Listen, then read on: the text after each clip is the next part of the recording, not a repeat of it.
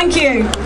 I saw a great film last week, Made in Dagenham. I don't know if anybody's had the chance to see it yet. The story of 187 working women in Ford's Dagenham car plant in London who fought, who got out, went on strike and fought for what they believed in. And I think it could not have come out at a better time.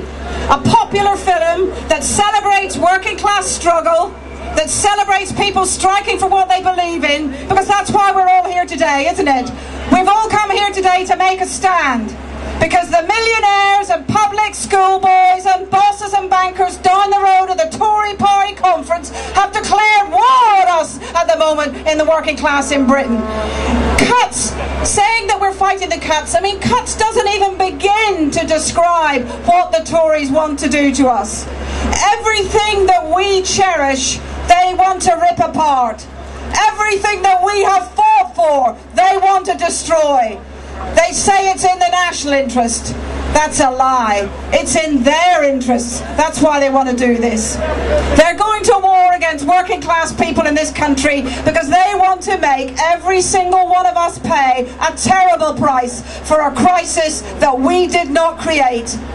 I am sick of hearing about gold-plated pensions that public sector workers have got. I'm sick of hearing about we've got to close playgrounds.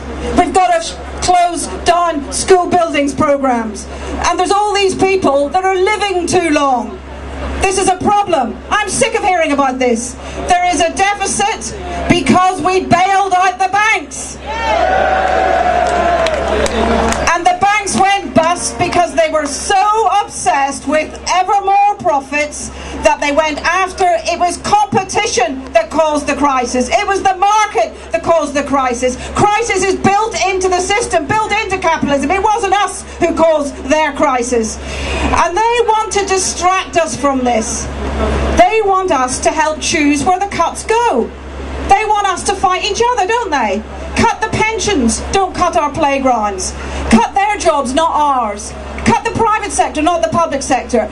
And all the way around, they're trying to divide us. They want us to attack each other. They want to divide us also by race. They want us to attack migrant workers and say jobs just for the British. They want to attack and say women should go first and not the men. You name it, they want to divide us. And we have to turn around and say, we march together, we will not be divided.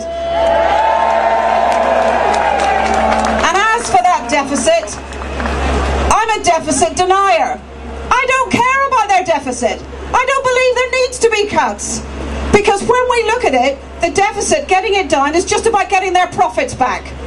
What I do care about is I do care about pensions. I do care about people with disabilities having to go through humiliating assessments to see whether they need to get their benefits. And so I need to say, what are we going to do? What are we going to do about this? Well, I think we have seen what we should do across Europe last week. 3 million marched in France yesterday. Millions went on strike in Greece, in Spain, in Portugal, all last week. We are going to need to see some of that in Britain. And so when the TUC say, and it's brilliant that they talk about coordinated action, we have to make that a reality. And so when we go back tonight and tomorrow to our schools and work and colleges, we have to go flat out. We have to bombard our unions and the TUC with motions calling for coordinated action. And in my language, coordinated action is a general strike, because that is what we need. Today is only the start. I think Right to Work has to be congratulated for calling this demonstration, and a number, 2 national conferences and protests around the country. It's only the start. Bringing together workers and students, pensioners and the unemployed together to march. But Right to Work, I really welcome their initiative today on calling for unity, because Right to Work isn't the only organisation around. Look around the country. It's brilliant there's lots of demonstrations about the spending review in towns and cities across Britain. But sometimes there's 2 or 3 organisations calling different protests on different days, all about the same thing.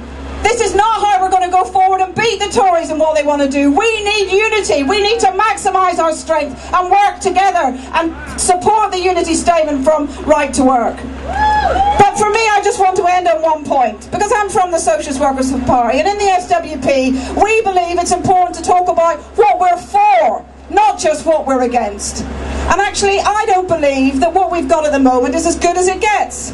I don't believe that 21st century capitalism is all that we can get in this world. We lurch from crisis to crisis, from brutal war to brutal war, and we have fascists and racists marching on our streets, and even when there's a boom, there is still poverty for millions, and this race for profits means that even the future of our planet is threatened. I want an alternative. That's what I believe we need, and I think we have the ability to create an utterly different society, a socialist society, where people come before profit, where the fact that people live longer will not be seen as a problem, but will be seen as a magnificent achievement of humanity. That filthy Tory Margaret Thatcher used to say in the 1980s, there is no alternative. Well, I believe we start here to say there is an alternative. We are the alternative. Go on, Bill. Thank you very much.